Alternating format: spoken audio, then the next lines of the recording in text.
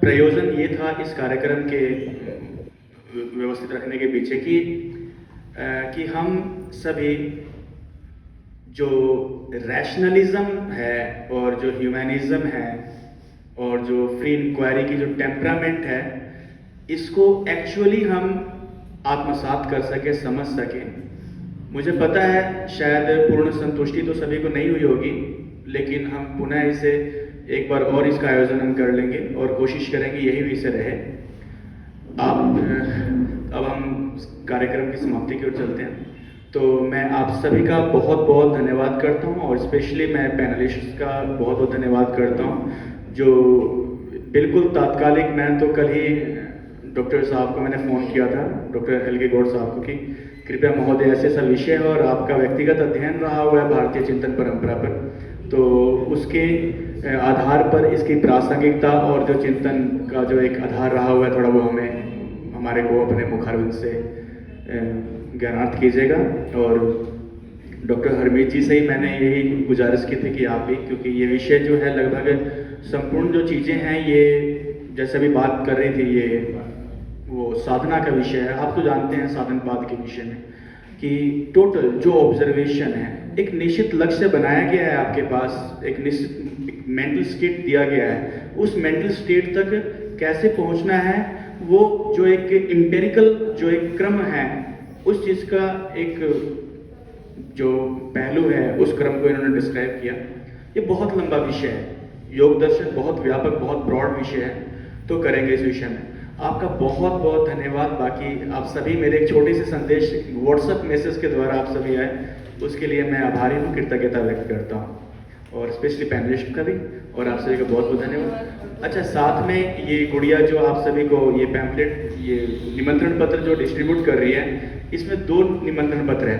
एक तो आगामी अभी 23 मार्च को कार्यक्रम होने वाला है कुटिया में, तो उसके लिए निमंत्रण है, पहले से ही आप सभी निमंत्रित हैं।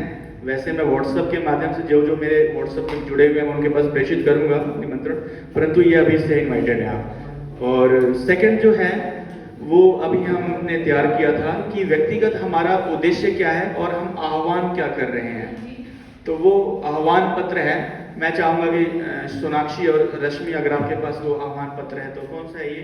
हाँ, ये पैनलिस्ट के पास में आप पहुँचाएँ। तो ये हम आह्वान कर रहे हैं इस कुटिया, और इसका उद्देश्य भी इसमें मेंशन किया गया है। साथ साथ बहुत बहुत धन्यवाद जो भी हैं, कृपया देवी जी ने और श्वेता ने आप सभी के भोजन की व्यवस्था की है, वो ग्रहण करने उपरांत ही आप सभी यहाँ आ जाएगा। बहुत बहुत धन्यवाद। तो मेरा एक रिक्वेस्ट है संतोष, मुझे लग रहा है कि हम एक प्रश्न मेरा भी है। समय बहुत महोदय ज्यादा हो चुका है। बिल्कुल शॉर्ट है। किनसे है आपका प्रश्न? किनसे है आपका प्रश्न? यहाँ व्यवस्था रोटी की, यानी फूडिज्म जरूरी है या ये रैशनलिज्म, पटाडाइज्म? पहला स्टेप फूडिज्म, यहाँ देश में जो व्यवस्था है, जहाँ रोटी के बिलाने पड़ रहे हो लोगों को और भंडारे पे निर्भर हो, तो वो एथिज्म को और वहाँ कंजर्वेटिविज्म को। सर मैं जवाब दे रही हूँ, मैं जवाब दे रही हूँ। जब इस व्यवस्था की संकल्पना की गई, तब सर महेंद्रपाल जी ने ही पिछली बैठक में एक शब्द की बात की थी, पूर्णता का अनुभव, कंप्लीमेंटेशन, राइट? कंप्लीमेंटेशन माने मैं सामाजिक, शारीरिक रूप से सेफ और स्वस्थ हूँ, पहला आधार यही है। You are absolutely right. उसके बाद दूसरा आधार है भौतिकवाद का जन्म या फिर मस्तिष्क में पॉजिटिव रैशनलिज्म का जन्म। सुनिए सर, रुकिए।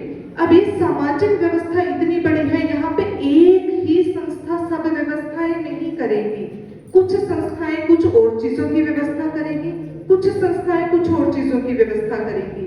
और जहां तक इस संस्था की बात है, जो विचार आपने पूछा, इससे पिछली जो बैठक थी अक्टूबर वाली, उसका पूरा एक यूट्यूब वीडियो यूट्यूब पे पड़ा है, जहां पे आपके इस प्रश्न का जवाब महेंद्रपाल जी ने किया है कि फाइनेंस, अर्थ की व्यवस्था के लिए ये पर्टिकुलर व्यवस्था किस तरह का विजन रखती है। आप जाके उधर देखेंगे, आपको कंप्लीट अंडरस्टैंडिंग मिलेगा। अर्थ का जन्म कैसे करना है, उसके लिए हम क्या व्यवस्था स्थापित कर रहे हैं, इसके ऊपर ऑलरेडी काम कर रहे हैं। जब तक आप अगली बैठक में आएंगे, वो पिछला वीडियो भी आपको देखने को मिलेगा, उसमें 2 मिनट का संज्ञान है, सर ने एड्रेस किया हुआ ऑलरेडी, तो आपको वहां से जवाब मिलेगा।